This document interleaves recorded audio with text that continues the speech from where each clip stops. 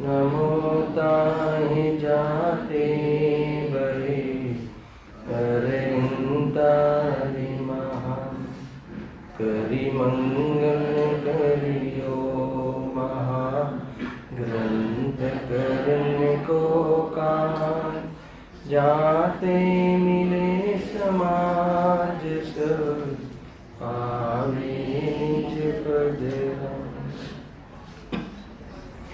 आत्म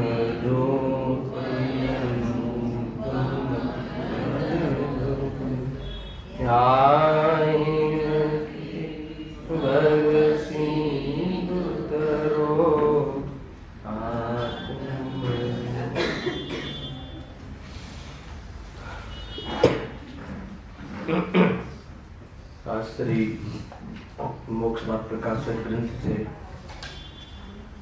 7मा अधिकार पर આપણે સ્વાધ્યાય કરી રહ્યા છીએ. પેજ નંબર 205 નિશ્ચયવાસીની સ્વચ્છંદતા અને તેનો નિષેધ. નિશ્ચયવાસીની સ્વચ્છંદતા શું છે? એમાં જે મોક્ષ માર્ગમાં નિમિત્તભૂત જે વ્યવહાર છે, જે એમાં સ્વાધ્યાય વ્રતાદિ એ જે કાર્ય છે, એ કાર્યનો એ બાહ્ય સાધનોનો સર્વથા નિષેધ કરે.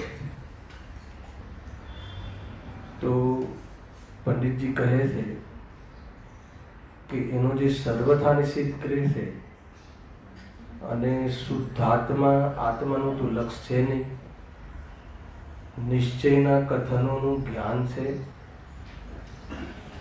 નિશ્ચયના કથનમાં આત્માને શુદ્ધ કહ્યો, શુભાવાદી ઝેર કહ્યું. સમજો આજે કહ્યું ને, ચાલુ જ હતું ને પ્રકરણ. ઝેર કહ્યું, બંધનું કારણ કહ્યું, સ્વભાવમાં રહેવાની સામે આ બધા પરિણામોનો આ પરિચય કરાવ્યો. તો એનો એ મિસયુઝ કરે છે, એ પોતાને મિસગાઈડ કરે છે અને એક બાહ્ય સાધનોનો સર્વથા નિષેધ કરે છે. અને વાસ્તવમાં એની આડમાં એ વિષય કસાયનું પોષણ કરે છે. આ નિશ્ચયવાસી મિથ્યા દ્રષ્ટિનું દરિદ્ર સ્વરૂપ છે, દયનીય સ્વરૂપ છે. આ પ્રકરણ આપણે પ્રારંભ કર્યું છે, એમાં એક સાવધાની ફરીથી કરી દો કે જે નિશ્ચયના કથનો છે, આધ્યાત્મિક કથનો છે, એ કથનોનો વિરોધ ન લાગવો જોઈએ. અહીંયા જે કોઈ અધ્યાત્મ આપણે અનેક સમયથી ભણી રહ્યા છીએ, ગુરુદેવશ્રીએ એનું વાતાવરણ બનાવી દીધું છે, તો એનો કોઈ આ વિરોધ છે એમ નહીં સમજવું. આમાં ક્રિયાઓનું, બાહ્ય સાધનોનું જે કરવાનું કહે પંડિતજી, તો બાહ્ય કાર્યો અર્થાત તો શુભ કાર્યોનું સમર્થન છે એમ નહીં સમજવું. અને નિશ્ચયના કથનોનો આધાર લઈ અને નિશ્ચયાભાસનું ખંડન કરે છે, તો નિશ્ચયનો વિરોધ છે એવું ન લાગવું જોઈએ. ગુરુદેવશ્રી આજે કહ્યું ને, અનંત વાર કર્યા. નિશ્ચયાભાસીની બી બોલવાની સ્ટાઇલ તો આ જ હશે. શુભાશુભ ભાવ વ્રતાદિ અનંત વાર કર્યા એટલે હવે ન કરવા એમ લે નિશ્ચયાભાસી. અને ગુરુદેવશ્રી કહે છે કે અનંતવાર કર્યા પણ તે મૂળ કાર્ય ન કર્યું. અંતર્ખ્યાલમાં આવે છે કે શુભાશુભ ભાવ, જીનેશ્વરી દીક્ષા, વ્રતાદિ અનંતવાર અંગીકાર કર્યા, પરંતુ એ કરીને જે કરવાનું હતું એ ન કર્યું. ઉપદેશ તો એમ છે, પણ એમને એકે વાર એમ ન કીધું કે આ તું ન કરતો. પણ નિશ્ચયાભાસી શું કહે છે કે એનો નિષેધ કરી નાખે છે કે એ તો અનંતવાર કર્યું, એમાં શું છે, આત્માનો અનુભવ કર્યા રાખો ને. તો કે બાહ્ય સાધનોના અવલંબનનો નિષેધ નથી, બાહ્ય સાધનોથી ધર્મ થાય છે એ માનવાનો નિષેધ છે. અને એ પ્રમાણે અહીંયા આ વાતને સમજવી, અભિપ્રાયની ભૂલ સમજવી. અહીંયા કોઈ કાર્યનો નિષેધ નથી. નિશ્ચયાભાસ જે છે એ શું માને છે? નિશ્ચયના કથનોની આડમાં આધ્યાત્મિક કથનોની આડમાં એ જીવ રાગના ભાવનો ઉદ્યમ કરતો નથી, પ્રમાદ કરે છે, એમાં શિથિલતા અને વિપરીતતા જોવા મળે છે, અને અન્ય બાહ્ય સાધનો, લૌકિક બાહ્ય સાધનો તે જુટાવે છે. એટલે એ પ્રમાણે આ વાત આપણી અહીંયા ચાલી હતી. એને આગળ વધારતા બીજો જે ટોપિક છે, પેટા ટોપિક, કે હવે એવા કયા કયા બાહ્ય સાધનો છે, ફરીથી પ્રારંભ કરીએ છીએ કે કયા કયા બાહ્ય સાધનો છે, જે લખ્યું ને બાહ્ય સાધનો નિષેધ કરે છે, એ સાધનો કયા કયા છે કે જે નિષેધ કરે છે, અને નિષેધ કરવા પાછળનું એનું લોજિક શું છે, એનો શું અભિપ્રાય છે એ પણ આપણે સમજીશું. અને એ જે અભિપ્રાય છે એ ગલત છે એ રીતે ખંડન પણ પંડિતજી કરે છે, અને ખરેખર એની પાછળ શું સત્ય છે એનું પણ નિરૂપણ અહીંયા કરે છે. હવે સૌથી પહેલા એમાં બાહ્ય સાધનમાં શાસ્ત્ર અભ્યાસ કરવો નિરર્થક બતાવે છે. આની ચર્ચા ગઈકાલે થઈ ચૂકી છે. આમાં પહેલા જે 4-5 એ પ્રકારની જે એની માન્યતાઓ છે, જે બાહ્ય સાધનો સંબંધી એની જે ભ્રમ છે, એનો નિષેધ કઈ રીતે કરે છે અથવા કયા બાહ્ય સાધનોનો નિષેધ કરે છે એનું એક સાથે વર્ણન છે. પછી એક એક સાધનને એક એક એની માન્યતાને અહીંયા રજૂ કરશે. એ માન્યતા સંબંધી એનું વિસ્તારથી પ્રશ્નોત્તર દ્વારા વિચાર કરવામાં આવશે. એટલે કોઈ વાંધો નથી, આગળ આનો ખુલાસો વિશેષ આવવાનો છે. અને આજે આવી પણ કરું ને, ઘણો સ્વાધ્યાય કર્યો, ઘણો સ્વાધ્યાય કર્યો, અનંતવાર સ્વાધ્યાય કર્યો, સ્વાધ્યાય કરીને જે કરવાનું હતું એ ન કર્યું, એ ટોન પર જજો. ગઈકાલે આપણે આની વાત કરી હતી કે શાસ્ત્ર અભ્યાસ કરવો નિરર્થક બતાવે છે. તો જૂનાગમમાં શાસ્ત્ર અભ્યાસને કરવાનું પણ કહ્યું છે, એમાં પ્રેરણા પણ કરતી કેટલીક ગાથાઓ છે, અને નિરર્થક કેમ છે એની પણ ગાથા આપણે ગઈકાલે યાદ કરી હતી. હવે જે સેકન્ડ પોઈન્ટ છે એના પર આવીએ છીએ. બીજો પોઈન્ટ શું છે? દ્રવ્યાદિકના ગુણસ્થાન, માર્ગના સ્થાનના અને ત્રિલોકાદિના વિચારોને વિકલ્પ ઠરાવે છે. એને ટૂંકમાં એને એમ કહેવું છે કે પહેલા તો શાસ્ત્ર અભ્યાસને જ ઉડાવી દીધું. શાસ્ત્ર અભ્યાસની જરૂર શું છે? એ તો પરદ્રવ્ય છે. શાસ્ત્ર પરદ્રવ્ય છે, અને શાસ્ત્ર ભણવાનો ભાવ શું છે? આશ્રમ તત્વ છે. અને શાસ્ત્ર સંબંધી જ્ઞાન એક સ્વયંક્ષમ જ્ઞાન છે, એ તો ઇન્દ્રિય જ્ઞાન છે. તો એનો નિષેધ સ્વભાવની સામે છે. વ્યવહારનો વ્યવહાર તરીકે નિષેધ નહીં કરવો. વ્યવહાર ગુરુદેવશ્રી આ બહુ સરસ આપણને મંગલ અને એક પ્રકારથી આપણને સિદ્ધાંત બતાવ્યો છે કે વ્યવહાર તરીકે ભૂતાર્થ છે, સત્યાર્થ છે, પ્રયોજનભૂત છે. વ્યવહાર તરીકે પરમાર્થની અપેક્ષા એ અસત્યાર્થ છે, અભૂતાર્થ છે, જૂઠું છે, એ મેં કહ્યું. પરમાર્થમાં જ્યારે પોતાનામાં જવાની વાત આવે તો બાકી બધી વાતનો નિષેધ કરવાની જરૂર નથી, નિષેધ થઈ જાય. આ રીતે ઓટોમેટિક લેવું જોઈએ. જો અહીંયા શું કહે છે, આમ એમ સમજવું કે શાસ્ત્ર અભ્યાસ કરવાનો જે નિરર્થક માન્યતા હતી, હવે થોડુંક ઢીલો પડીને શું કહે છે કે ભાઈ ચલો દ્રવ્યાનુયોગને આપણે જરા સુરક્ષિત રાખીએ, પણ આ બીજી બાજુમાં તો દ્રવ્યાદિકના એટલે દ્રવ્ય ગુણ પર્યાયના હે ને, દ્રવ્યાનુયોગમાં શુદ્ધનયની વાતનો વિકલ્પ એને વાંધો નથી, ધીરે ધીરે એના પર આવશે. પણ ગુણસ્થાન, માર્ગના સ્થાન, ત્રિલોકાદિના વિચારો એ તો બધા વિકલ્પ જાલ છે. બરાબર છે કે નહીં? વિકલ્પ જાલ છે કે નહીં એ વાત સમજવા જેવી છે. અને કહેવામાં બી આવે છે કે બધી વિકલ્પ જાલ છે. તો 8મા અધિકાર પર આમાં બહુ વિશેષ ચર્ચા છે. ચારે અનુયોગની સાર્થકતા પંડિતજી કહી છે. ચારે અનુયોગ વિતરાગતા, એમાં એનું તાત્પર્ય વિતરાગતા છે. ચારે અનુયોગના માધ્યમથી સમીકરણ થઈ શકે છે. ઘણી બધી વાતો ત્યાં કહી પણ છે. અને ત્યાં વાસ્તવમાં ત્યાં તો દ્રવ્યાનુયોગનો પણ વિરોધ કરવામાં આવ્યો છે કે દ્રવ્યાનુયોગ વિકાંતથી વાંચે અને એમાં કોઈ જીવ સ્વચ્છંદ ગ્રહણ કરે તો એનો પણ ત્યાં બરાબર જવાબ આપ્યો છે. ખેર જ્યારે પ્રસંગ આવશે ત્યારે જોશું. અહીંયા તો એમ કહે છે કે એ ખરેખર જોવામાં આવે, એક રીતે જોવામાં આવે તો જે જીવને પ્રેરણાદાયી છે, ઉપકારી છે, જે દ્રવ્યાનુયોગ એને સભામાં તો વાસ્તવમાં એ ના જે પ્રવચનસાર છે, સમયસાર છે, નિયમસાર આદિ જે ગ્રંથો છે એનો સ્વાધ્યાય સભામાં થવું શ્રેયસ્કર છે. ના નથી, જરા પણ ના નથી, અને એ ઉત્તમ વાત છે. ખ્યાલ? પણ માની લો કે કોઈ જીવ એને લઈને આ ગુણસ્થાન આદિ જે કર્ણાનુયોગ આદિ જે ગ્રંથો છે એનો નિષેધ કરે હે ને, તો એ રોંગ છે, એ ખોટું છે. માની લો કે કોઈ જીવને એ પ્રમાણેનો ક્ષયક્ષમ ન હોય અને ન ભણી શકે તો કોઈ બહુ મોટો ગુનો નથી. સાંભળજો એક વસ્તુ, પણ કોઈ એનો અભ્યાસ કરતા હોય એનો તિરસ્કાર કરે અને એ કહે કે આ લોકોને ત્યાં તો જ્ઞાનમાં ગેયોની ભીડ છે એમ કહીને તિરસ્કાર કરે કોઈ અનુયોગની, તો એ ઉચિત નથી. એ વાત અહીંયા સમજવી જોઈએ. અને કોઈ એકદમ આગ્રહ કરીને એકદમ નવા શ્રોતા આવ્યા હોય, એને કંઈ બુદ્ધિ એટલી ચાલે નહીં અને ગુણસ્થાન આદિ બહુ ભારે વિષય લઈને બેસી જાય, તો એટલું એ પણ એટલું ઉચિત નથી. બંને ક્યાં જ્યાં યોગ્ય જોવું જોઈએ, જે જ્યાં જ્યાં યોગ્ય છે એ વાત, એ કડી બરાબર યાદ કરવી. અને અહીંયા એમ કહે છે, એની ના નથી, દ્રવ્યાનુયોગની વાત બરાબર છે, પણ કોઈ છે ને આગળ તો આનું સમર્થન કેવી રીતે કરે છે અને નિરર્થક કેવી રીતે છે, બંનેનો બહુ સરસ પ્રયોગ છે. એટલે અહીંયા બહુ વિશેષ ચર્ચા હું નહીં કરું. અને પરંતુ કોઈ જીવ અને એનો અભ્યાસ ગુણસ્થાન આદિનો કરે તો કોઈ એનો નિષેધ ન કરવો જોઈએ, અને કરવો જોઈએ અભ્યાસ, એમ આગળ કહેવાવાળા છે.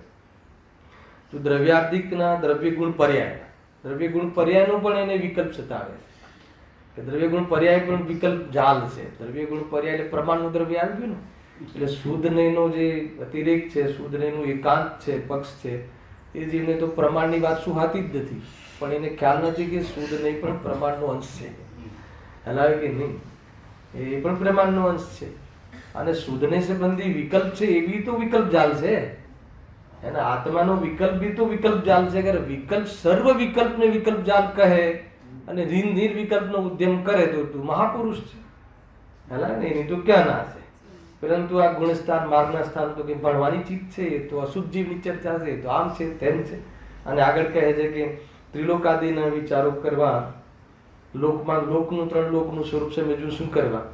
ભાઈ જેટલું એમાં જે પોષણ ઉચિત છે એટલું ભણવું જોઈએ. સિમંદર ભગવાન ક્યાં વસે છે, મનુષ્ય લોકમાં છે કે બીજા લોકમાં છે, જીવ મતલબ દુઃખ વેઠે છે તો ક્યાં ક્યાં રખડે છે, કેવા કેવા દુઃખ વેઠે છે, એ પણ એને વિરક્તિ માટે, વૈરાગ્ય માટે એ પણ જાણવું જરૂરી છે. એ પ્રમાણે અહીંયા પણ એ શું કહે છે, વિકલ્પ ઠરાવે, બધા વિકલ્પ જાલ છે. ખરેખર તો જો દ્રવ્ય ગુણ પર્યાય આ સાની સામે છે સમજવું. પહેલા દ્રવ્ય ગુણ પર્યાય આદિ વિકલ્પ છે એની ના નથી, પરંતુ સામે આ શેર લેવા ને આ શેર વેચવા એ વિકલ્પ છે કે નહીં એ કહો. અહીંયા જવું ને મામેરામાં જવું ને આ જવું ને ઓલો વ્યવહાર સાચવો ને આ કરવું ને એને આણાજી આરાના વિકલ્પો, એ વિકલ્પ જાલ છે કે નહીં. તો એ વિકલ્પ જાલની સામે આને ઉચિત ઠરાવવામાં આવે છે, એની સામે આને ભણવાનું કહેવામાં આવે છે. ઘણી બધી બાબતો છે. હું તો ઘણી વાર બે રીતે કહું છું કે ચારેય અનુયોગને હમણાં ઠરાવવાના છે. આગળ ચારેય અનુયોગનું ને સમ્યક દર્શન પહેલા પણ ચારેય અનુયોગની અનિવાર્યતા છે, ઉપયોગિતા છે, અને સમ્યક દર્શન પછી બી ચારેય અનુયોગની કેવી રીતે અનિવાર્યતા છે એ બધું 8મા અધિકારમાં વિશેષ કહ્યું છે. સમ્યક દર્શન થઈ ગયા પછી બી ચારેય અનુયોગની વાત છે. કોઈ બી અનુયોગની કાટ કરીને અન્ય અનુયોગની સ્થાપના કરવી એ આત્માર્થી જન નથી. હલાવે કે નહીં, બધા જીનવાણીના અંશ છે. અને દરેક જીનવાણી દરેક ચારેય અનુયોગમાં પ્રયોજન સાધવાની નિમિત્ત બનવાની તાકાત છે. મુખ્ય રૂપથી દ્રવ્યાનુયોગમાં સીધો વિષય આપ્યો છે, એની ના નથી. હે ને, એમાં 2-3 વસ્તુ હું કહેતો હોઉં છું કે જનરલી કોઈની બુદ્ધિ બહુ ઓછી હોય અને જેના એક પગ સ્મશાનમાં ને એક પગ અહીંયા એમ હોય, ખ્યાલ આવે કે નહીં, મતલબ મરણ પથારી હોય, તો દ્રવ્યાનુયોગનું સૌથી પહેલા અભ્યાસ કરવો. ત્યાં 148 પ્રકૃતિ ગોખવાને બેસવું, એ વાત સમજવી. ખ્યાલ આવે. પણ જેનું હે ને આયુ ઘણું લાગે છે, જેની બુદ્ધિ બહુ છે, અહીંયા બુદ્ધિ નહીં લગાવે તો અન્ય જગ્યાએ લગાવશે, તો એના માટે તો આ ડિટેલિંગમાં એના ભેદ પ્રભેદને પણ જાણવા યોગ્ય છે. એવું અનેક અપેક્ષાઓ છે, એમ સમજવું. કારણ કે આજે જો તમને એવું લાગે ને, હમણાં ગુરુદેવસિંહે તો કહ્યું કે શુભાશુભ ભાવ ને બધા આનંદ વાક્ય કર્યા, અને તમે અહીંયા કહો છો કે વ્યવહાર સાધનનો નિષેધ કરે છે, મિથ્યાભાસી છે. તો વ્યવહાર સાધનનો નિષેધ ક્યાં કરવાનો છે? તો દ્રષ્ટિમાં. અને વ્યવહાર સાધન કરીને સંતુષ્ટ થઈ જાય એનો નિષેધ કરવાનો છે. ખ્યાલ, વ્યવહાર સાધન કરીને પરમાર્થ તરફ ન જાય એના માટે આ ટોન છે ગુરુદેવસિંહ. તો તમને લાગશે ને અધ્યાત્મમાં ગુરુદેવસિંહથી તો વિરોધવાદ ચાલે છે. આપણે ગુરુદેવસિંહ તો એ શીખવાડે છે. અચ્છા, શુભાશુભ ભાવ ઝેર છે કે શુભ ભાવ ઝેર છે? બંને કહ્યા કે નહીં કહ્યા? તો શુભાશુભ ભાવ ઝેર છે તો અમૃત ભાવ કયો છે? વિતરાગ ભાવ. તો વિતરાગ ભાવની સામે એ બધું ઝેર કહ્યું છે. તો વિતરાગ ભાવમાં જવા માટે વિતરાગ ભાવનો વિચાર જ કરતું નથી, ઉદ્યમ જ કરતું નથી, તો એના માટે પછી એકનું આ જ કરીને સંતુષ્ટ રહે છે. તો એના માટે એ દવા છે, એના માટે એ ટોન છે. એ રીતે એ વ્યવહારાભાષીમાં આવશે. અહીંયા નિશ્ચયાભાષીની વાત ચાલે છે. આગળ હવે તપસ્યા કરવાને વૃથા કલેશ કરવો માને છે. બરાબર છે કે નહીં? હા, એ શું કે તપ આદિ તો શું છે? ક્લેશ છે. અને અતપ આદિ ઈચ્છાની પૂર્તિ આદિ અમૃત છે. ઈચ્છાના નિરોધનું નામ તપ છે ને? હા, તો કે એ બધો ક્લેશ છે. અચ્છા, તપ તો અમૃત છે કે ક્લેશ છે? જે તપ તપે છે સંપૂર્ણ પાપોથી નિવૃત્ત થાય છે, વિરક્તિ હોય છે, અને જે કરવા લાયક ભાવ એ ભૂમિકામાં હોય છે એમાં બી ઉપયોગ બચાવીને વિશેષ એને પ્રતપન કરે છે, પરિણામોને વિશેષ તપાવે છે, શુદ્ધ કરે છે. તો એ તો બહુ ઊંચી વસ્તુ છે. એમાં ક્લેશ ક્યાં છે? નિર્જાતત્વની ભૂલ બેઠી છે આમાં. એ તપાદીમાં જે એને ક્લેશ લાગે અને દુઃખ લાગે, તો એ જો દુઃખની આજે કહ્યું ને એ શુભ ભાવમાં પણ દુઃખ છે, એ શુદ્ધ ભાવની અપેક્ષા છે. ખ્યાલ આવ્યો? અગર જો વ્રતાદિમાં અને આજે તપસ્યા આદિમાં જો તને ક્લેશ લાગે છે તો અસંયમમાં શું છે? તું વ્રતાદિ છોડીને અવ્રતમાં જાય છે એની પ્રોબ્લેમ છે. વ્રતાદિ છોડીને તું વિતરાગતામાં જાય તો એ તો ક્રમ છે, પણ તું વ્રતાદિનો નિષેધ કરે છે અને સ્વરૂપમાં ક્યાં બેઠો છે? તો તું કરીશ શું? એ ટોનથી એ સમજાવવામાં આવે છે. ગજબસિંહભાઈ કે એક વાત ધ્યાનમાં રાખજો કે આપણને કોઈ વિશેષ તપ કે વિશેષ વ્રતાદિ આપણાથી નથી થઈ શકતા, એ મોક્ષ માર્ગમાં મોટો ગુનો નથી. તમે સમજો, આપણાથી નથી થઈ શકતા, કમજોરી છે, આપણે એ પ્રમાણેની પર્યાયની હાલ ક્ષમતા નથી, તો નથી કરતા. ખ્યાલ આવે? પરંતુ માની લો કે કોઈ એના વગર કામ થઈ જશે, એમે નથી ને એનાથી કામ થઈ જશે એમે નથી. આ બે વાતનો બરાબર ખ્યાલ રાખવો જોઈએ. ખ્યાલ આવે? કોઈ મુનિ દશા બાહ્યમાં ગ્રહણ ન કરે અને એના વગર મોક્ષે જાય એમ નથી. ખ્યાલ આવે ને? પરંતુ કોઈ મુનિ દશાથી એ મોક્ષ નથી, બાહ્યમાં નિર્બંધતાથી મોક્ષ નથી, તો કપડાં પહેરે મોક્ષ થઈ જશે એવું બી તો નથી ને. તો બંને વસ્તુ ક્યાં કેવી રીતે છે આપણે સમજવી જોઈએ. ખુલાસા આગળ ઓર બી છે. જો આગળ કહે ને વ્રતાદિ ધારણ કરવા તેને તો બંધનમાં પડવું ઠરાવે છે. કોઈને ખ્યાલ છે વ્રત એટલે શું? અને વ્રત એટલે શું? અને તપ એટલે શું? વ્રત એટલે પાપોથી વિરક્તિ, સંપૂર્ણ પાપોથી વિરક્તિ. આ જીવને પાપોથી વિરક્ત થવું આને બંધન લાગે છે, બોજો લાગે છે. આપણે લીધું છે ધર્મ બોજો લાગે છે, હે ને? એમને તો રિસ્ટ્રિક્શન લાગે છે. પાપોમાં છૂટ મળવી જોઈએ એને ફ્રીડમ સમજે છે. હાલાકી તમે દીકરાઓ દીકરીઓને તમે જે બી રિસ્ટ્રિક્શન શબ્દ વાપરે છે એ તમે શાના માટે વાપરે છે? કે તમે એને કોઈ અન્ય સાત વ્યસનોથી બચાવો, અન્ય પ્રકારના અશુભ ભાવોથી એને તમે બચાવો, તો એ બચાવ્યો કહેવાય કે બંધન કર્યું કહેવાય? સમજો શું કન્સેપ્ટ છે. 5 પાપોથી, સંપૂર્ણ પાપોથી વિરક્તિ એનું નામ વ્રત છે. એ મોક્ષ માર્ગમાં અનિવાર્ય છે. ખ્યાલ આવ્યો? અને તપ ઓપ્શનલ છે. હવે જે વિરક્તિ થયા પછી જે ભૂમિકામાં સુભાવ આદિ, જે ભોજન આદિના ભાવ, ભક્ષ ભોજન આદિ રૂપ પરિણામ હોય છે, એમાં પણ મર્યાદા લાવવી વિશેષ, એનું નામ તપ છે. ખ્યાલ આવે કે નહીં? એ રીતે વસ્તુ બનતી હોય છે. ઉપવાસ આદિ એટલે તપ કહ્યા છે, એ વ્રત નથી, તપ છે. એ રીતે આગળ શું કહે છે? જો વ્રતાદિ ધારણ કરવા તેને બંધનમાં પડવું ઠરાવે છે. ઘણી વખત આપણે બહુ સ્થૂળ વાતો છે પણ સમજવા જેવી છે. ઘણી વખત સ્થૂળતામાં આપણે એને મજાક બનાવીને બહુ પાપ બાંધતા હોઈએ છીએ. આજે પંચકલ્યાણક હોય ને, તો એમાં પંચકલ્યાણકમાં બધા લીધા હોય, કોઈ રાજા બન્યા હોય, કોઈ ઇન્દ્ર બન્યા હોય, કોઈ માતા પિતા બન્યા હોય, તો પ્રતિષ્ઠાચાર્ય એને શું કરી દે છે? બોલો, બાંધી દે છે. શું બાંધી દે છે? રક્ષાબંધન બાંધે છે. તેમાં શું બાંધે છે? એને બાંધી દે છે કે આજથી તમારે દુકાન જવાનું નહીં, આજથી તમારે આ ભોજન કરવાનું નહીં, આજથી તમારે સાથે રહેવાનું નહીં. આ બધું છે ને, તો એ શેઠિયાઓ શું કે તમે તમને આ બાંધીને એને બંધનમાં નાખી દીધા.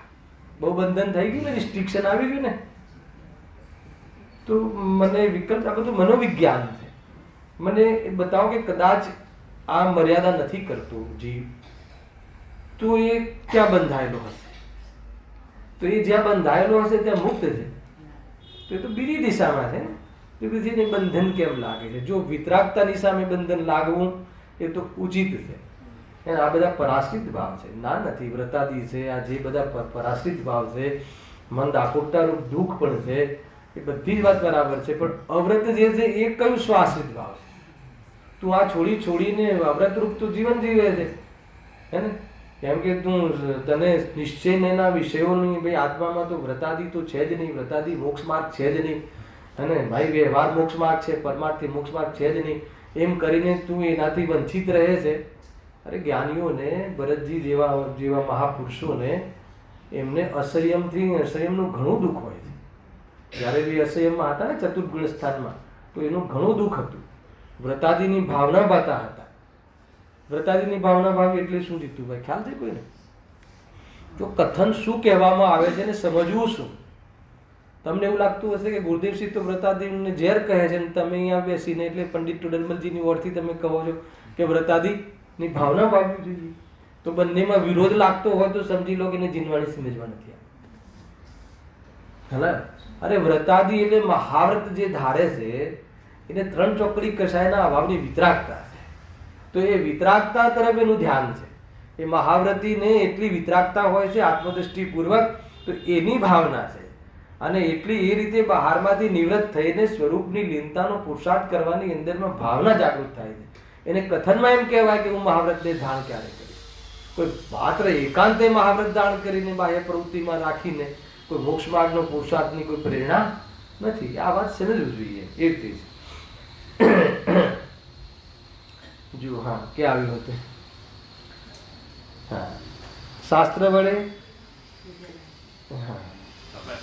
હા લઈએ છીએ. ક્યાં આવે પેજ કયું હતું? હા, ચોથું, વ્રતાદી દાન કરતા તેને બંધનમાં પડવું ઠરાવે છે. બરાબર છે. જો બંધનમાં પડવું ઠરાવે છે ને જૂઠું શું છે? હમણાં સાંભળ્યું શાસ્ત્રમાં બતાવો, વ્રતાદિથી બંધન થાય કે મુક્તિ મળે? બોલો, વ્રતાદી એ બંધનનો ભાવ છે કે મુક્તિનો ભાવ? બંધનનો ભાવ છે. તો ખોટું શું કહે છે આ વ્યક્તિ? પણ હજુ છેલ્લી લીટીમાં એનો સરવાળો છે. એ છેલ્લી લીટી વાંચી લો જોડે એટલે તમને.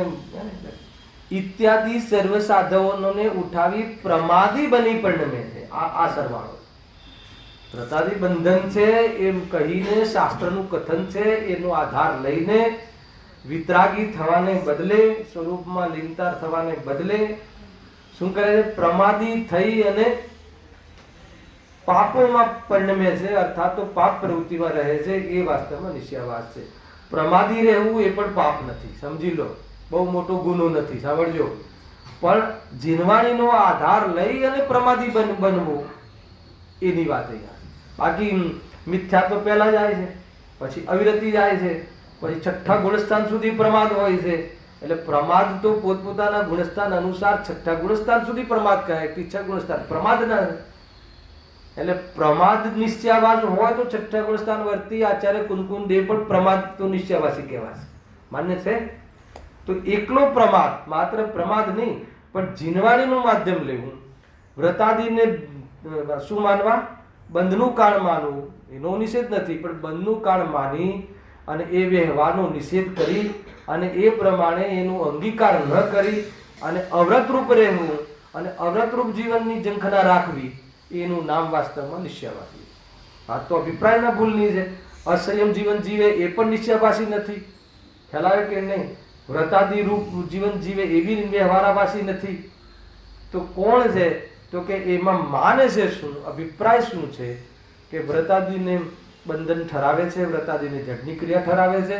અચ્છા, એ ઠરાવીને શું કરવા?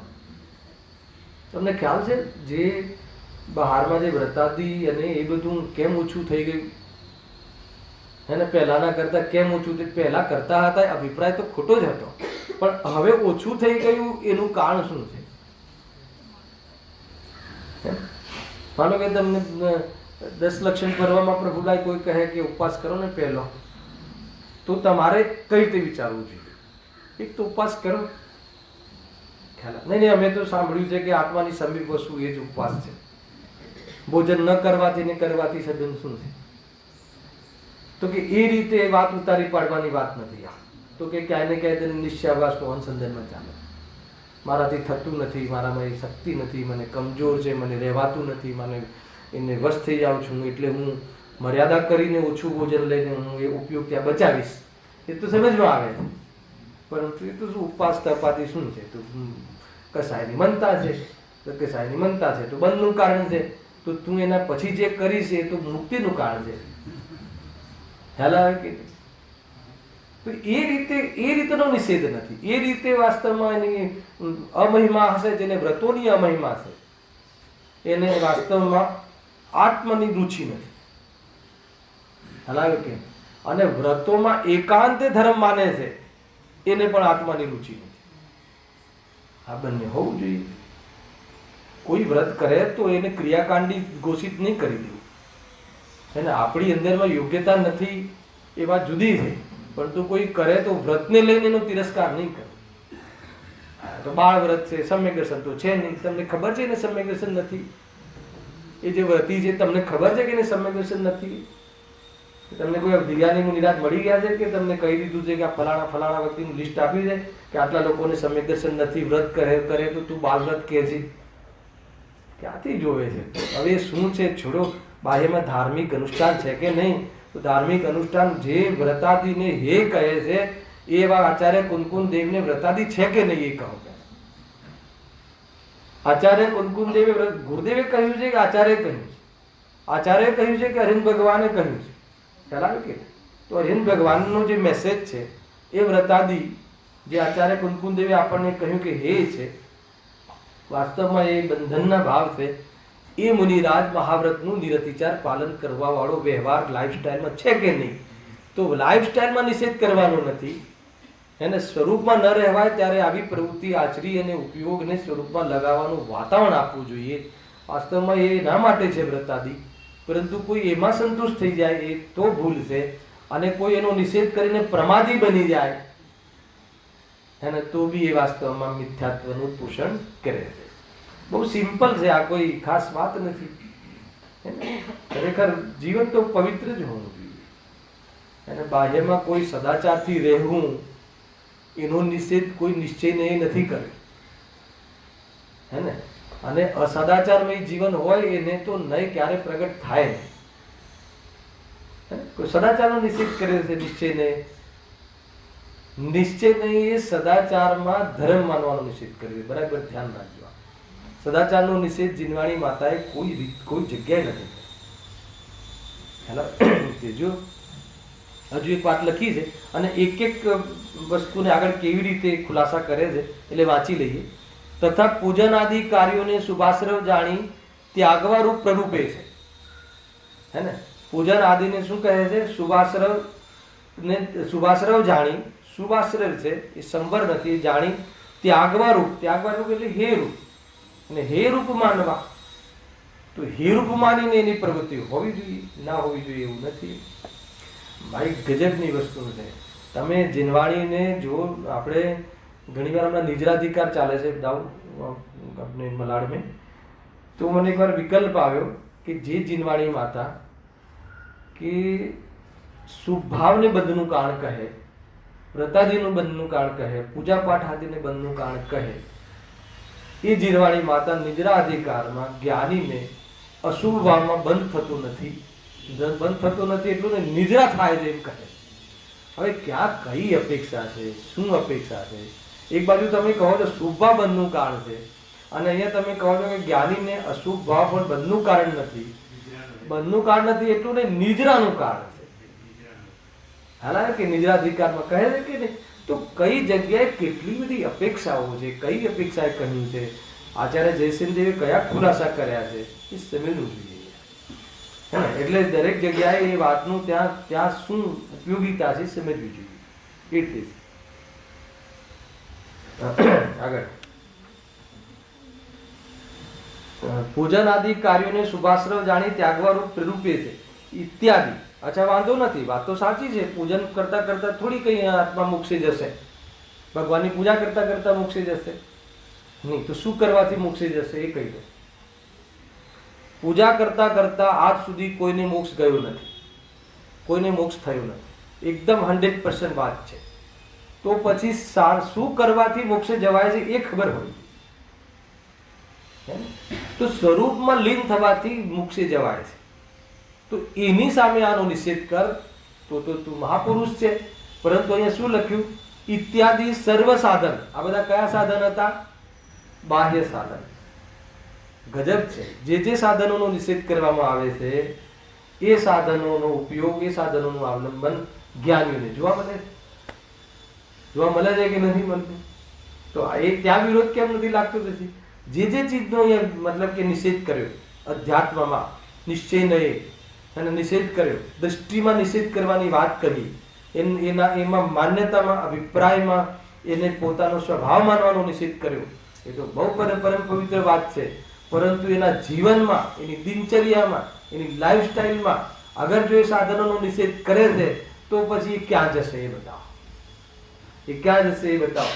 એ તો કેટલી વાર મારા જીવનમાં સ્વાધ્યાયમાં શરૂઆતમાં ખબર પડ્યા પછી, થોડો ખ્યાલ આવ્યા પછી સૌથી પહેલા અર્પિત મને એ વિચાર આવ્યો હતો કે માની લો કે આપણને સમ્યક દર્શન થઈ ગયા છે. અમે 4થી 5મી વાર કહું છું.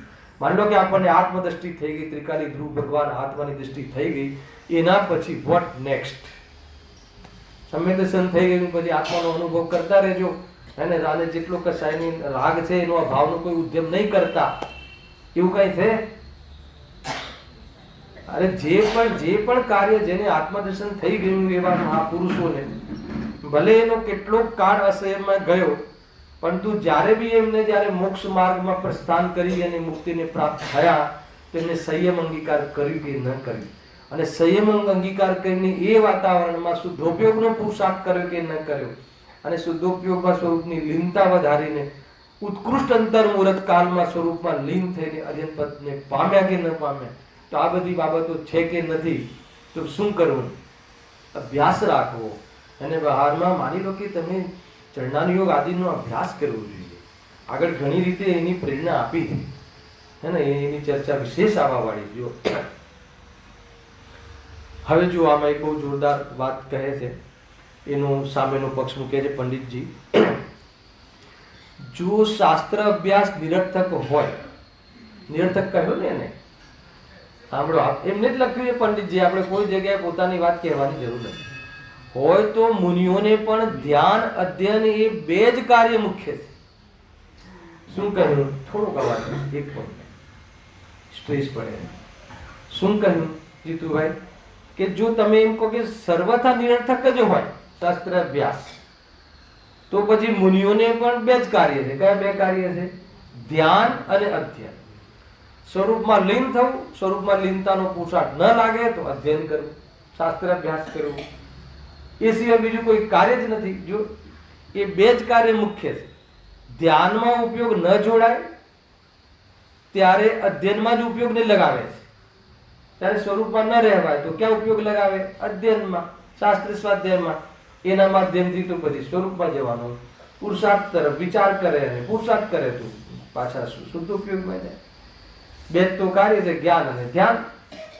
હે ને? શાસ્ત્ર જ્ઞાન, આત્મજ્ઞાન તો છે જ, પણ આત્મજ્ઞાન પછી આત્મધ્યાન મુખ્ય છે, સ્વરૂપમાં લીનતા મુખ્ય છે. પણ લીન ન રહે તો શું કરે? અધ્યયન કરે. શાસ્ત્ર અધ્યયન આદિ એટલે જે બી પૂજન પાઠ આદિ જે બી, એ બધું અધ્યયનમાં લઈ લીધું. આગળ શું કહે? પણ વચમાં અન્ય ઠેકાણે ઉપયોગ લગાવવા યોગ્ય નથી. મુનિરાજોની મુખ્યતાથી કહ્યું છે.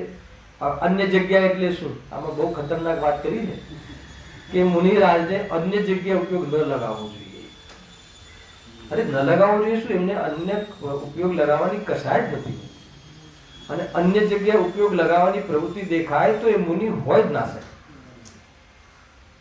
અન્ય જગ્યાએ ખ્યાલ સમાજના ઉત્કર્ષ માટે, લૌકિક કાર્યના વિકાસ માટે, મંદિરના વિકાસ માટે ઉપયોગ લગાવવાનો પરિણામ મુનિરાજને હોય જ ના શકે.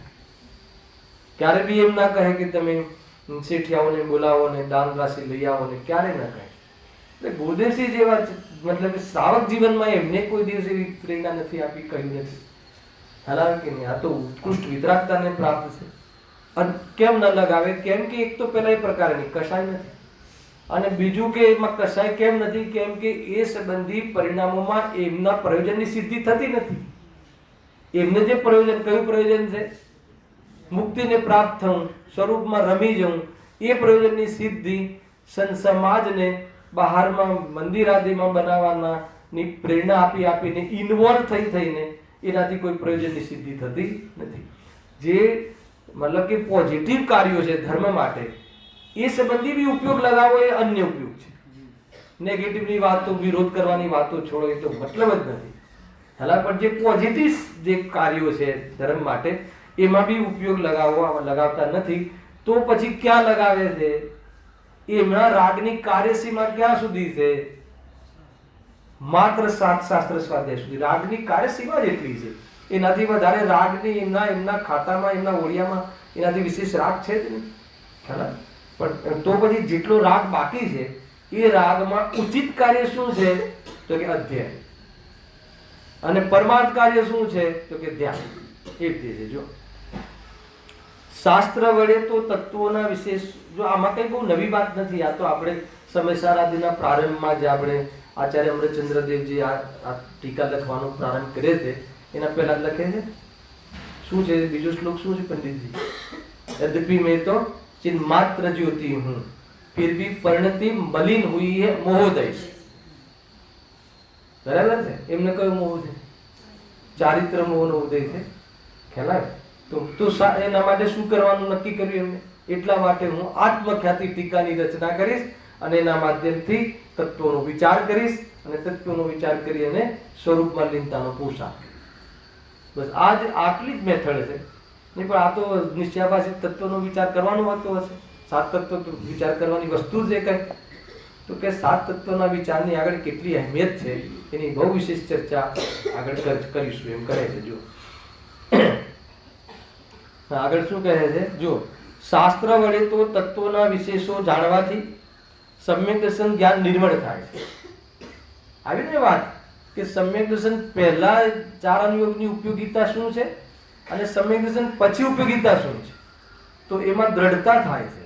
અને જે બાકી રહેલી વિતરાગતા છે, ભાવિ વિતરાગતા, એના પુરુષાર્થ કરવાનું વાતાવરણ બને છે, માનસિક વાતાવરણ બને છે. પરિણામો એ પ્રમાણેની પરત તૈયાર થાય છે. કે સ્વાધ્યાયના માધ્યમથી, તત્વ અભ્યાસના માધ્યમથી અને જીનવાડીએ કહેલા તત્વબોધ દ્વારા પરિણામો મૃદુ થાય છે. અને મૃદુ પરિણામમાં ભેદ જ્ઞાનની શક્તિ ખીલે છે. અને એમાં ભેદ જ્ઞાનની શક્તિ ખીલે છે, એના અનુસાર જો એ પુરુષાર્થ કરે છે, ત્યાં ઉપયોગ ત્યાં રમાડે છે, તો કહે છે કે એની કાર્યની સિદ્ધિ થાય. હાલાવે કે નહીં? આ છે, આ સામાન્ય કથનો કર્યા છે, વિશેષ કથનો હવે કરશે. જો ત્યાં શાસ્ત્ર વડે તો તત્વોના વિશેષો જાણવાથી સમ્યક દર્શન જ્ઞાન નિર્મળ થાય છે. જ્યાં સુધી તેમાં ઉપયોગ રહે ત્યાં સુધી કશાય મંદ રહે છે. એટલે કોઈ વાંચતા રહેવું એમ નહીં. એ સંબંધી તત્વ વિચાર વિમર્શ કરે છે તો એ વખતે કશાયની મંદતા રહે. એટલે શું કે કશાયની મંદતામાં અભાવનો પુરુષાર્થ સંભવ છે. કશાયની મંદતાથી અભાવ થાય છે એમ નહીં. ગુરુદેવસિંહ હોતા પહેલા કહે કશાયની મંદતાના કારણે આત્માને કશાયનો અભાવ થાય એમ 3 કાળમાં બને નહીં. પણ કશાયની મંદતામાં કશાયના અભાવનો પુરુષાર્થ સંભવે છે. એટલા માટે શાસ્ત્ર સ્વાધ્યાય આદિમાં જોડાઈ અને ઉપયોગને બહારમાં વિસ્તાર પામતો અટકાવવાનો બુદ્ધિપૂર્વક ઉપાય કરવાનો શાસ્ત્રોમાં કહેવામાં આવ્યું છે કે નહીં? આ રીતે કહેવામાં આવે એ રીતે જો આ લખ્યું, જ્યાં સુધી તેમાં ઉપયોગ રહે ત્યાં સુધી કશાય મંદ રહે છે અને ભાવિ વિતરાગ ભાવોની વૃદ્ધિ થાય છે ને. તો એવા કાર્યોને નિરર્થક કેમ મને તું શાસ્ત્ર સ્વાધ્યાયને નિરર્થક કેમ કહે છે? શાસ્ત્ર સ્વાધ્યાય તો જેને જે પદ્મનંદી પંચવિંશતિકામાં જે એને વ્યભિચારણી કહ્યું, શાસ્ત્રમાં બુદ્ધિ જાય છે, એ જ મુનિરાજ કરે છે શું? ધ્યાન અને અધ્યયન કરે છે. અને શાસ્ત્ર દ્વારા તો તમને કહ્યું છે. हाँ हाँ वही तो कैसे लिखी તો ખ્યાલ, અને એનો પણ જવાબ આપ્યો છે, ચિંતા નહીં કરો. આજે 20 મિનિટમાં આપણે કવર કરીશું, ત્યાં સુધી જશું તો આવે છે એનો જવાબ. પણ હવે થોડોક ઢીલો પડે છે, અને પછી એના તરફથી પ્રશ્ન મૂક્યો છે શ્રોતાના તરફથી. બહુ જોરદાર પ્રશ્ન છે. જૈન શાસ્ત્રોમાં અધ્યાત્મ ઉપદેશ છે તેનો અભ્યાસ કરવો, બરાબર છે. આ બીજી વાત છે ને, એ અન્ય શાસ્ત્રોના અભ્યાસથી કઈ સિદ્ધિ થતી નથી. બહુ જોરદાર છે. આપેલી છે ને વાત, બીજી વાત બી છે કે ભાઈ તમે શાસ્ત્રનો અભ્યાસ કરવાનું કહો છો, એકવાર તમારી વાત માની લઈએ, પણ અમે તો અધ્યાત્મ શાસ્ત્રોનો અભ્યાસ કરીશું, બાકીના શાસ્ત્રોનો અભ્યાસ નહીં કરીએ. શું સુંદર જવાબ આપે છે જુઓ. જો તારી દૃષ્ટિ સાચી થઈ છે તો બધાએ જૈન શાસ્ત્રો કાર્યકારી. હેલો, જો તને કોઈ શાસ્ત્ર ની ઉપયોગિતા ના ભાસે, કોઈ શાસ્ત્ર, અન્ય શાસ્ત્ર અધ્યાત્મ સિવાય બાકીના શાસ્ત્રોની તને ઉપયોગિતા ન ભાસે, તો તું કોનો નિષેધ કરે છે તને ખબર છે? હેલા કે નહીં? એ પણ આચાર્યો લખ્યું છે, અને તને એ ઉપયોગિતા ન ભાસે તો કહે છે કે આગળ તો કહે છે, ગુરુદેવશ્રી બહુ સુંદર વાત કરે છે આના પ્રવચનોમાં, કે તને આત્માની રુચિ નથી, તને વ્રત તપની વાત બોરિંગ લાગતી હોય તો તને આત્માની રુચિ નથી. આવા બોરિંગ શબ્દ તો હું કહું છું, પણ એવો ભાવ હતો. પ્રવચન સારમાં બી કહ્યું છે કે જો કોઈ વ્યક્તિ તને આ ચરણાની ચુલિકામાં કહ્યું, વ્રત તપ આદિની કોઈ વર્ણન કરે, ભેદ પ્રભેદ સમજાવે, અને એમાં તને હે ને આકુરતા થયા રાખે, તો તને એ વાત તને નથી બેસતી, નથી ગમતી, તો કહે છે કે તને આત્મા નથી ગમતો. આ રીતે કઈ એ રીતે છે. કેમ કે આત્મા ગમે એને, આત્મા જેને પ્રાપ્ત કર્યો છે એની બધી વાતો ગમવી જોઈએ. એ અને અહીંયા લોજિક આપશે. શરૂઆતમાં જો શું આપ્યું કે જો તારી દ્રષ્ટિ સાચી થઈ છે, જો તને આત્મદ્રષ્ટિ છે, નિશ્ચયવાસીને કહે છે, તો એ કહે છે કે તો બધા જૈન શાસ્ત્રો કાર્યકારી છે એમ લાગવા જોઈએ તને, હે ને.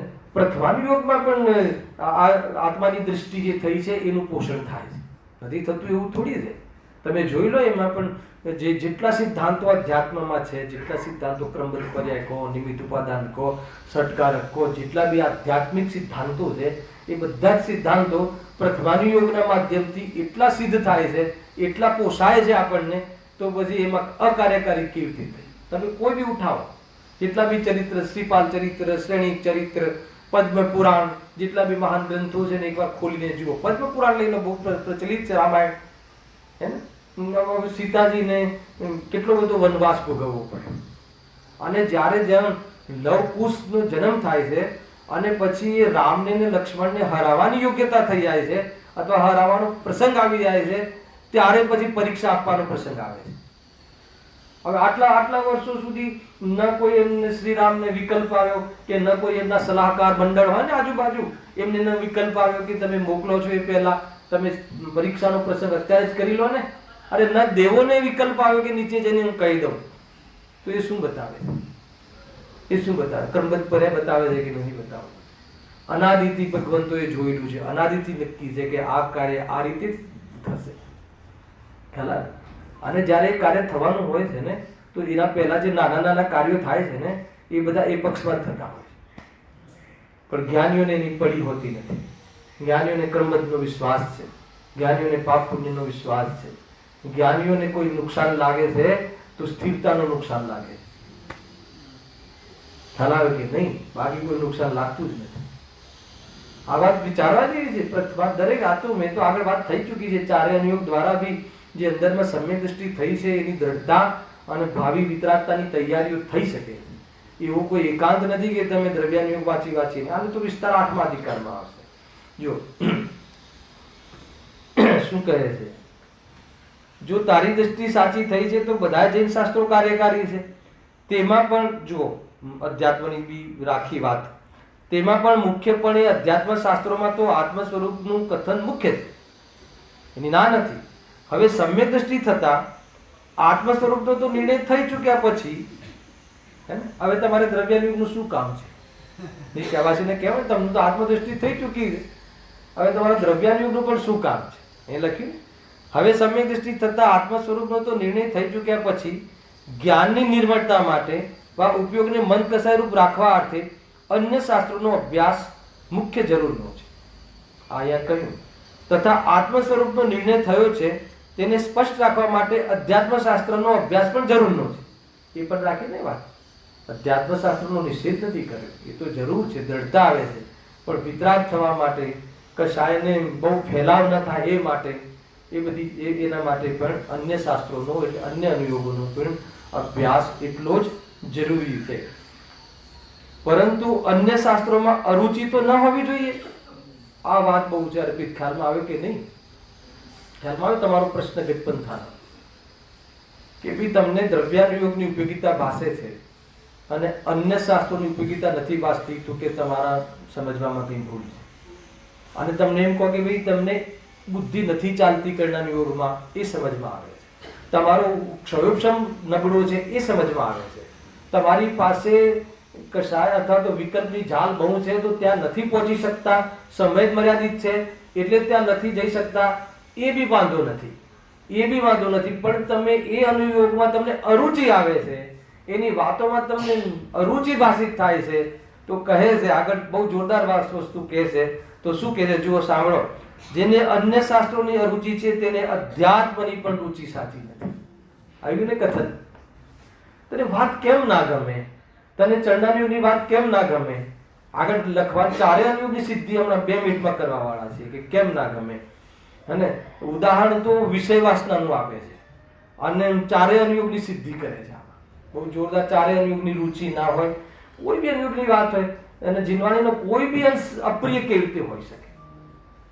ખ્યાલ આવે કે નહીં? જો અપ્રયોજનભૂત તત્વ છે જ્યાં જ્યાં, એની વાત નથી, પણ જ્યાં ત્યાંથી પણ પ્રયોજનભૂત તો નીકળી જ શકે છે ને. શું કામ ના નીકળી શકે? એ માટે સમ્યક દર્શન થઈ ગયા પછી આપણું આચરણ અથવા જે આગળ જે છે જીન આજ્ઞા અનુસાર રહેવું જોઈએ, ટકવું જોઈએ. હવે તને એની ખબર જ નથી. ઘણા લોકોને આપણે કંઈ ભોજન સંબંધી બી સાથે વાત કરીએ કે ભાઈ આમાં દ્વિદળ થાય છે, તમે શું બનાવતા ને પહેલા દહીંવડા અહીંયા મંદિરોમાં, તો એ તો એકદમ પ્રત્યક્ષમાં ભક્ષ છે દહીં અને એ તો કે ભાઈ અમને ખબર નથી, અમે શું કરીએ? હવે ખબર પડી છે, સારી વાત છે, હવે ખબર પડી, તમે છોડશો. પણ ખબર નથી પડી અત્યાર સુધી, એ કોઈ એનો બચાવ પક્ષ નથી. હા નહીં, અમે તો આત્માની વાત તમે કોને ત્યાંથી બતાવીએ? આત્મા ધ્રુવ છે, ત્રિકાળી છે, અનંત ગુણોનો પિંડ છે, તમે જે કહો જે બાજુથી આખા વ્યાખ્યાન કરી નાખીએ તો કે એનાથી કોઈ આત્માની પ્રસિદ્ધિ નહીં થાય. અને એ તો અનુભૂતિ કરવાનો વિષય છે, અને અનુભૂતિ થયા પછી બાકીના રાગના અભાવનું જે પ્રયોજન છે એ પ્રયોજનમાં અન્ય ગ્રંથોનો ઉપયોગિતા ઘણી. કેવી રીતે કરશો? અચ્છા, તમારે મુનિ બનવું છે કે નહીં અર્પિત? એ કહો. તો મુનિનો બાહ્ય વિષય સંબંધિત નોલેજ હોવું જોઈએ કે નહીં? બતાવો. ના ના, અમે પહેલા દીક્ષા લઈ લેશું અને આચાર્ય અમને સમજાવી દેશે. મને આવા મળે છે કેવા વાળા, હે ને? આવે ને પેલા દીક્ષા લેવા વાળા, મારા આપણે સમાજમાં તો બધા હોય એટલે મળવા આવે લોકો કે તમને શાસ્ત્ર સ્વાધ્યાય છે કે નહીં? તો કે બિલકુલ નથી. ચલો આ અધ્યાત્મની વાત ગૌણ કરીને બે હું પૂછું કે તમને પછી આગળ કેવી રીતે શું કરવું ને મુનિ દીક્ષાની શું વિધિ છે? તો કે એ તો દીક્ષા વખતે શીખવાડી દેશે મુનિરા. હાલ આવે કે નહીં? કેવી રીતે સંભવ છે? અરે જે ચીજ આપણે બાહ્યનો વેશ છે, અંદરની વિતરાગતાની સાથે એ વેશનો તને ન લેવાય એ તો સમજમાં આવે છે, પણ એ વેશ સંબંધી તું નિષેધ કરી નાખે અને તો પછી મોક્ષ કેવી રીતે જઈશ? હે ને? મનમાં પાણી આવે કે ના આવે? બતાવો સાહેબ, કેવી રીતે બનાય? મુનિનું જીવન કેવું હોય છે? બાહ્યમાં કેવી રીતે ઊભા થાય છે? કેવી રીતે બેસે છે? આહાર લેવા કેવી રીતે નીકળે છે? અંદરમાં કેટલી અંદરમાં આપણને આવે. અહીંયા તું બીજા અધિકારોના, બીજા મતલબ કે અનુયોગોનો તું વાસ્તવમાં ઉપેક્ષા કરે છે, તિરસ્કાર કરે છે, અને તને રુચિ નથી. તું સમજી લેવાનું કે આત્માની રુચિ નથી. અહીંયા એમ કહ્યું અધ્યાત્મની રુચિ નથી, સાચી રુચિ નથી. તો કઈ રુચિ છે? તો કે ઉપરથી રુચિ છે, કહેવાની રુચિ છે. હવે એ સિદ્ધ કરે છે. કેવી રીતે સિદ્ધ કરે છે? જુઓ ઉદાહરણ.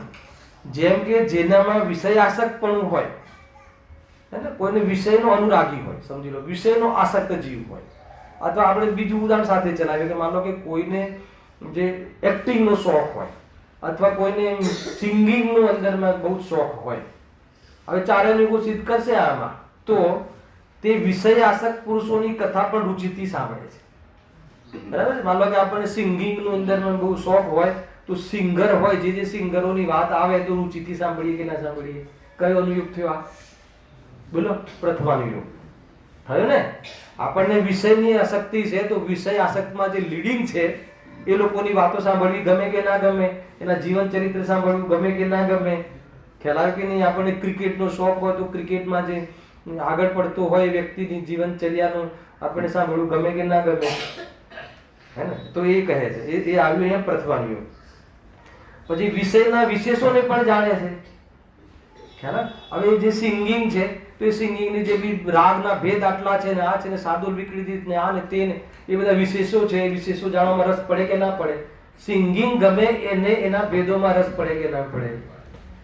તો આ કયો યોગ આવ્યો? કર્ણનો યોગ આવ્યો, ખ્યાલ આવે. એ રીતે છે. અને વિષય આચરણમાં જે સાધનો હોય તેને પણ હિતરૂપ જાણે કે ના જાણે. મતલબ જે સિંગિંગનો શોખ હોય તો પછી એ જે સિંગર હોય એનું જે આચરણ હોય કે આટલું જ લે, ગરમ પાણી જ લે, આ ના લે, આમ કરે. અચ્છા, એનાથી સિંગિંગથી શું મતલબ છે? હલાવે કે નહીં. પણ એ આચરણ જે છે, એ આચરણ જે બાહ્ય આચરણ છે, શું ખોરાક લે છે, શું નથી લેતો, કેવી રીતે છે, શું છે, કેવી રીતે ગળાની જે ભાષા બોલે છે, કેટલા વજનથી બોલે છે, શું છે, એ બધું આચરણ જે છે એ આચરણમાં રસ પડે કે ના પડે. એ કયો અનુયોગ આવ્યો? છે કે નહીં? તથા વિષયના સ્વરૂપને પણ ઓળખે, દ્રવ્યાનુયોગ, અને એના સ્વરૂપને પણ જાણે, એમ અહીંયા કહ્યું. તેમ જેને આત્મરુચિ થઈ હોય, સાંભળજો, તે આત્મરુચિના ધારક તીર્થંકરાદિના પુરાણને પણ જાણે. પુરાણમાં શું વાંચવું છે? એ તો પરદ્રવ્ય છે અને તીર્થંકર પરદ્રવ્ય છે. અરે એના સ્વરૂપ જ્યારે આપણે એ માર્ગમાં જવું છે તો એ માર્ગમાં જે ગયા છે એમના જીવનનું, એમાં કેવી રીતે એમને વૈરાગ્ય આવ્યું, શું થયું, એ બધું જાણવાની જિજ્ઞાસા થાય કે ના થાય. અરે એ તો ઠીક છે, 10 ભાવોનું વર્ણન પ્રથમ યુગમાં હોય છે, તો આગળના ભાવોમાં કેટલું કેવી રીતે નીચલી ભૂમિકામાં, ખોટી ભૂમિકામાં હતા અને આવી ભૂમિકા છોડીને આ ભૂમિકા પ્રગટ કરી શક્યા, તો એ રીતે બી આપણે પ્રેરણા લઈ શકીએ કે ના લઈ શકીએ. તો એ બી આપણે અંદરમાં આત્મરુચિને કેળવાય છે કે નથી કેળવાતી. આત્મની રુચિ માટે તૈયારીઓમાં એ ગ્રંથ બી આપણને નિમિત્ત બને કે ના બને? બને. પ્રથમ જો બુદ્ધિ ન ચાલે એ વાત જુદી છે. વારંવાર કહું છું કે તમારી પાસે જીવન થોડું બચ્યું હોય અને એમાં તમે આ કટોતી કરો એ બરાબર છે, પણ અરુચિ બતાવો તમે. અરે કોની અરુચિ બતાવે છે? જે માર્ગે જવું છે ને જે બન્યા છે એની વાતમાં તો અરુચિ બતાવે છે. અથવા તને સ્વરૂપમાં જવાની ઉતાવળ તાલાવેલી લાગી હોય ને પુરુષાર્થ જાગ્યો હોય તો બુદ્ધિપૂર્વક હટવાની વાત નથી, તો અબુદ્ધિપૂર્વક હટવાનો જ છે. ખ્યાલ કે નહીં?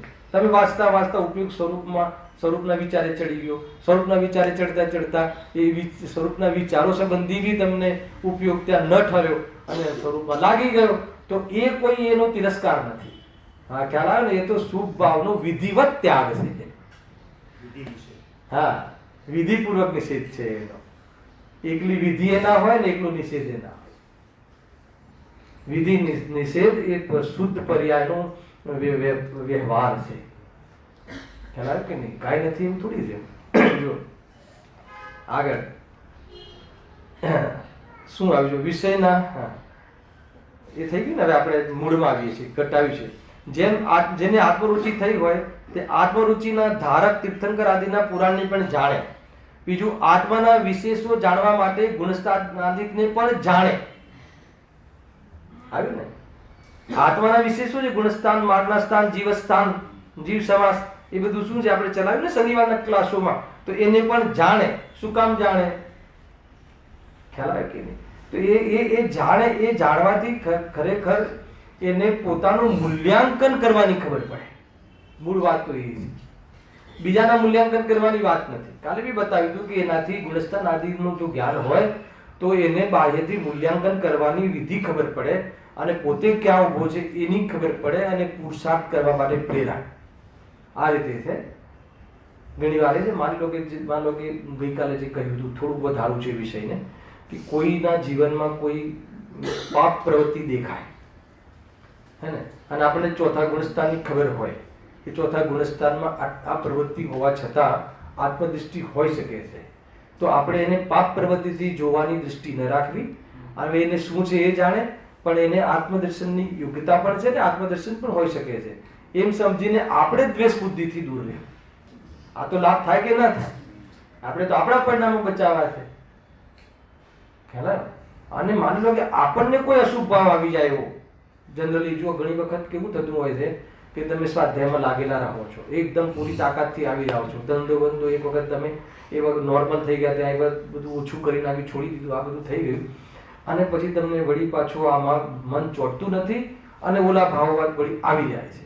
એ ભાવ આવી જાય છે એ વખતે આપણને આ ગુણસ્થાન આદિનો અભ્યાસ કામમાં આવે. એ જ્યારે અશુભ ભાવ એવો આવી જાય તો હીનતાનો અનુભવ નહીં કરવો. સાંભળજો, આત્માર્થી જનો અને સમ્યક દ્રષ્ટિ જીવોને અશુભ ભાવ આવી જાય છે તો એ અશુભ ભાવ આવી જતા એ ભૂમિકામાં કઈ ભૂમિકા સુધી આવા ભાવ હોય છે ગ્રસ્ત જીવનમાં, અને એનો ખ્યાલ હોવાના કારણે અને એના તરફનો અકર્તાપણાનો વિદ્યા એને શીખેલી હોવાના કારણે, જેમ શુભનો અકર્તા છે, અશુભનો અકર્તા છે, છતાં શુભ ભાવ આવી જાય તો હીન અનુભવ નહીં કરી અને જૈન શાસન ઉપર શંકા ન કરે.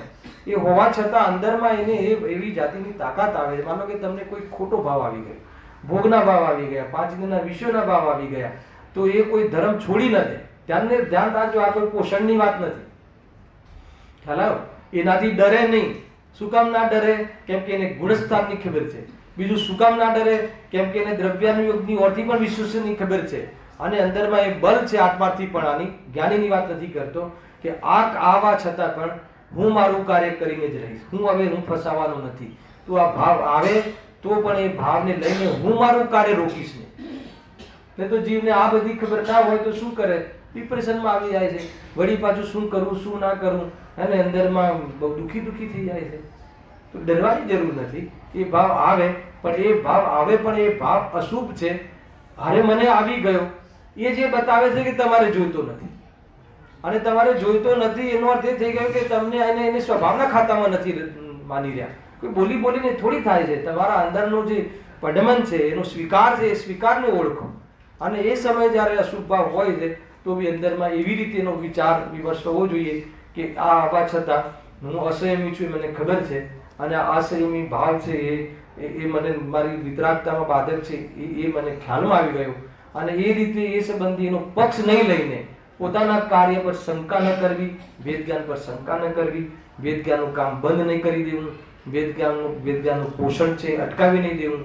એવી જાતિનું જે અંદરમાં લાભ છે એ આ માર્ગના સ્થાન આદિ જે છે એ જાણીને આપણને આત્મની રુચિ માટે એ વાસ્તવમાં નિમિત્ત બને છે. જો